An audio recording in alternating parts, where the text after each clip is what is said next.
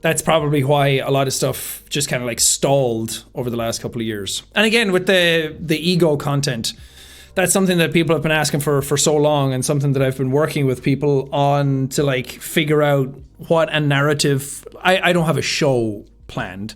I don't have anything like that, like in the works that I'm holding back from you that's like in pre-production or anything. But that would be the hope. And for the longest time, I just didn't want to say anything about it because I'm like, eventually it'll happen. Eventually it'll happen. Eventually it'll happen.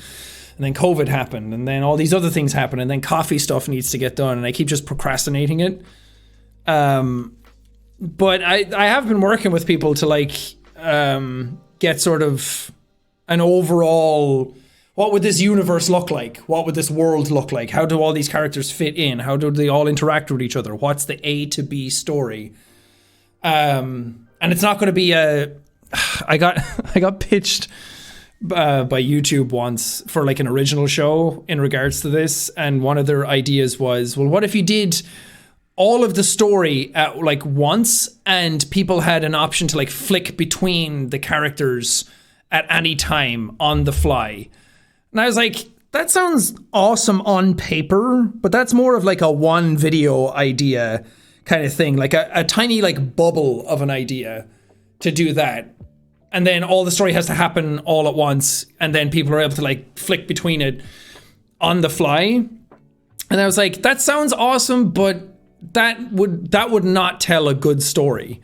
Like, there's a reason that you can't do that for like a Hollywood movie doesn't come out on YouTube and then you flick between multiple perspectives, because it becomes gimmicky and it pulls you out of it, and it's more about like seeing things from different perspectives rather than actually telling a good story.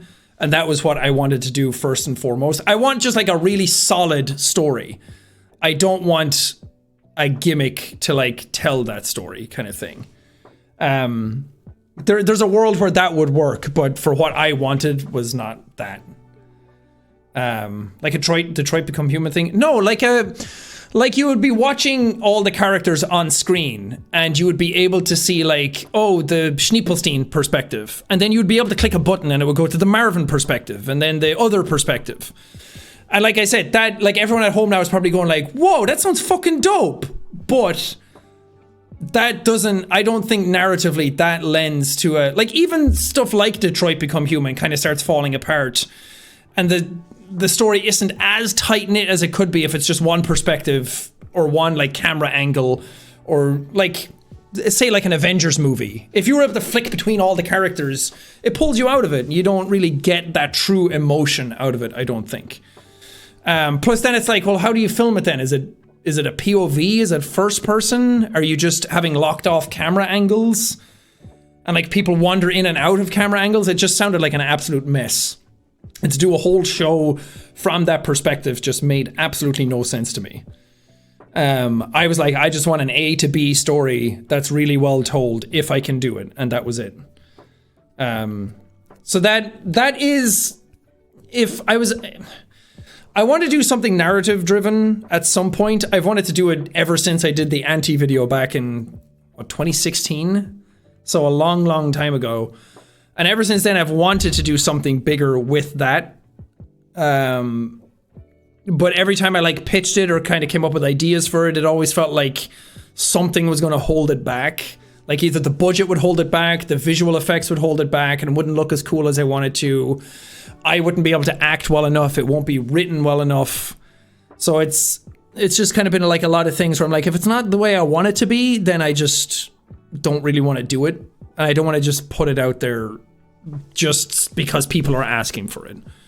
But I still want to do a narrative thing, and I have for a very long time. And if I was to do it, it would be an ego piece. At least that's what's always in the forefront of my brain. Whenever I watch stuff, I'm like, oh, that would be a cool idea. Or like, I could adapt that to like do this. And that's just how my brain is. So it's not that I don't like ego content anymore. It's not that I don't want to do it. And there is other stuff, like when I did it, it became a big thing. And then like Mark got back into doing ego content as well. And then people kept comparing them a lot. and people kept asking for more stuff. And then when something would come out, it was kind of disappointing for some. And there was just a lot of like chatter around it where it kind of took my energy out of it, where it became unfun. And I was like, yeah, I don't really want to do it if it's not as fun as it used to be. And that's why some of them were like kind of half-assed, and some of them just weren't really like thought out, because it was me doing it for the sake of doing it. But yeah, it would be cool to do something with them. I have a decent idea for it. It's just trying to like figure out how that works. Chase was good though. Yeah, Chase was me putting a lot of effort into it again. And you can tell because it turned out much, much better. And I really like that. But I do have a lot of ideas for other stuff as well. Every time I think of something narrative, I'm like, how do I fit that into the ego project? And then I'm like, well, maybe it shouldn't be. Maybe it could be a thing on its own. So who knows what I'll do. Maybe this year, now that I have like ADHD sort of under control and trying to get things together and trying to like organize things a bit better. Also not taking like my YouTube stuff as seriously and being able to like take time off whenever I want. I was going to say something else about it. Now I forget. It is fun though. I am immensely grateful for the amount of people that still draw those characters and still have love for them. Because I know how frustrating that could be. I mean, I'm in the Berserk fandom.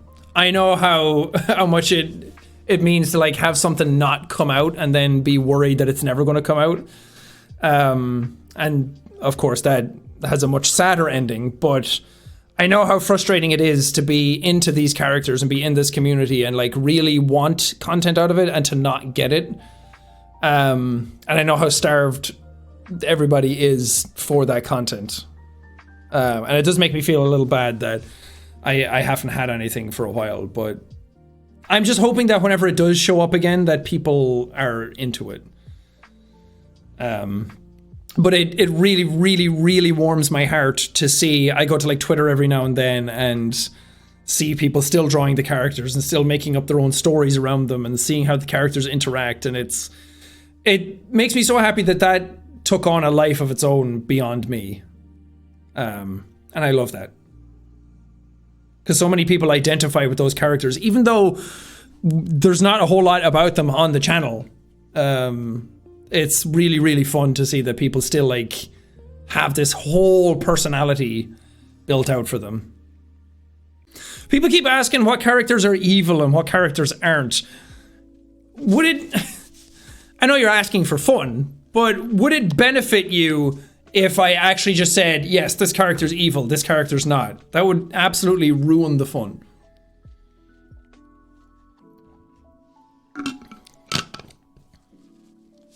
Plus, playing with that aspect of it in a narrative is where the juices are. That's where you marinate the meat right down in that sauce. Plot twist, they're all evil. Everyone's an asshole and they all die and then the universe implodes and that's it. And then they never show up ever again.